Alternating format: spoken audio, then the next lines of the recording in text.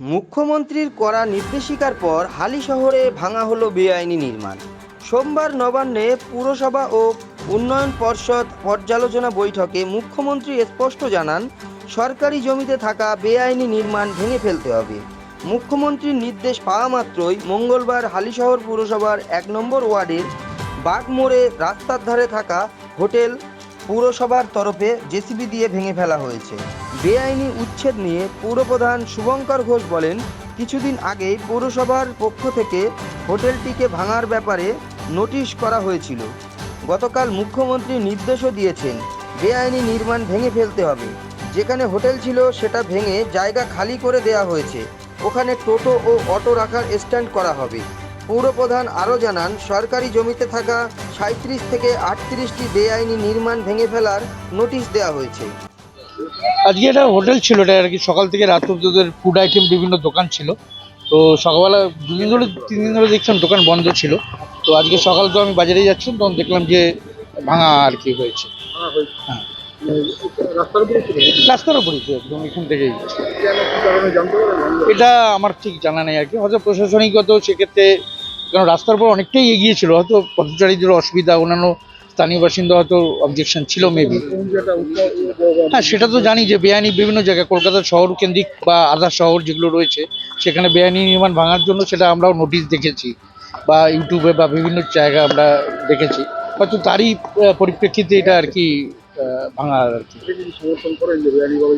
দেখুন, বেআইনি জিনিস হচ্ছে সমর্থন অবশ্যই যোগ্য পথচারীদের জন্য, এবার সেক্ষেত্রে সমর্থনযোগ্য তো অবশ্যই, মানে সাধুবাদই বলবো ওটাকে। এটা হচ্ছে গিয়ে প্রসেসটা একদিনে শুরু হয়নি, কারণ নোটিশ আগে করতে হয়। আমরা এর আগেও 18 নম্বর ওয়ার্ডে একটা করেছি, এবং কালকে মাননীয় মুখ্যমন্ত্রী মমতা বন্দ্যোপাধ্যায় যখন বলেছেন, তাতে আরও স্টাফদের মধ্যে এটা ছড়িয়েছে এবং আমাদের বোর্ডের কাছেও এটা ছিল, এবং এই নোটিশটা অনেকদিন আগেই আমরা করেছিলাম, এবং আজকেই ডেট ছিল। এটা আজকেই ডেট ছিল ভাঙার, এবং তারা আগের থেকে জিনিসপত্র সরিয়ে নিয়েছিল, ওই জন্য আজকে ভাঙা হচ্ছে। তা হোটেল ছিল, বেআইনি হোটেল ছিল, এবং দীর্ঘদিন ধরে আমরা এর আগেও 2বার নোটিশ করেছিলাম, এবং ওই জায়গাটা আমরা খালি করে ওই জায়গাটা আমরা আপাতত টোটো এবং অটো স্ট্যান্ড করে দেওয়া হচ্ছে। আপনাদের নোটিশে কর্ণপাত করেনি মালিক পক্ষ? না, তারা মালপত্র সরিয়ে নিয়েছিল এবং দোকানটা আর খুলছিল না।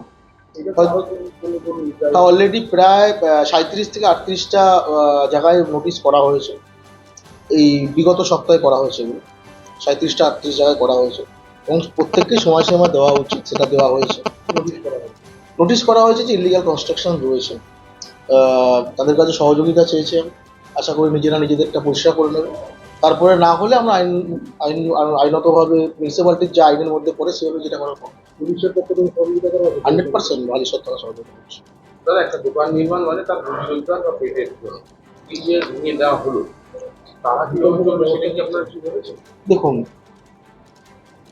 তাদের সাথে আমরা কথা বলেছি, এবং তারা নিজেরাও জানে যেটা ইলিগালি করা হয়েছে। প্রথমে ছোট্ট ছিল, আস্তে আস্তে বাড়াতে কোন জায়গায় গিয়ে পৌঁছেছে।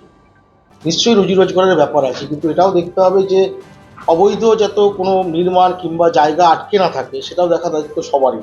এবং যেখানে আমাদের রাজ্যের প্রধান যিনি মুখ্যমন্ত্রী, তিনি যখন এই কথা বলেছেন, সে জায়গায় দাঁড়িয়ে আমাদের কাছে এটা আরও বড় চ্যালেঞ্জ।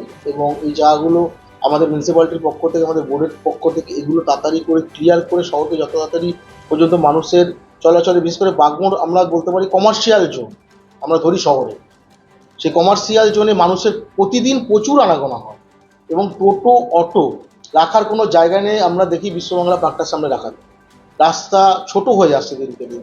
সেই জায়গায় দাঁড়িয়ে ওই জায়গাটা একটা বড় জায়গা রয়েছে, আমরা বলেছিলাম ওই জায়গাটা টোটো অটো স্ট্যান্ড হবে। এবং এটা এমন না যে দীর্ঘদিন ধরে দোকানটা ছিল, খুব কয়েক বছরের মধ্যে তৈরি হয়েছিল, এবং তাকে নোটিশ করেছি, এবং দোকান মালিক পূর্ণ সহযোগিতা করেছে। এরকম হালিশহরের কতগুলো আছে? 37টা জায়গায় নোটিশ করেছি আমরা, বললাম এখনো পর্যন্ত বিগত সপ্তাহে নোটিশ। নিজেরা সরিয়ে নিচ্ছে না আপনারা? হ্যাঁ, বেশ কিছু জায়গায় নিজেরা সরিয়ে নিচ্ছে, এবং যেগুলো 7 দিন করে সময় দেওয়া হবে না, সেগুলো বাকি যা মিউনিসিপ্যালিটি বোর্ডের যা সিদ্ধান্ত হবে সেই অনুযায়ী কাজ হবে।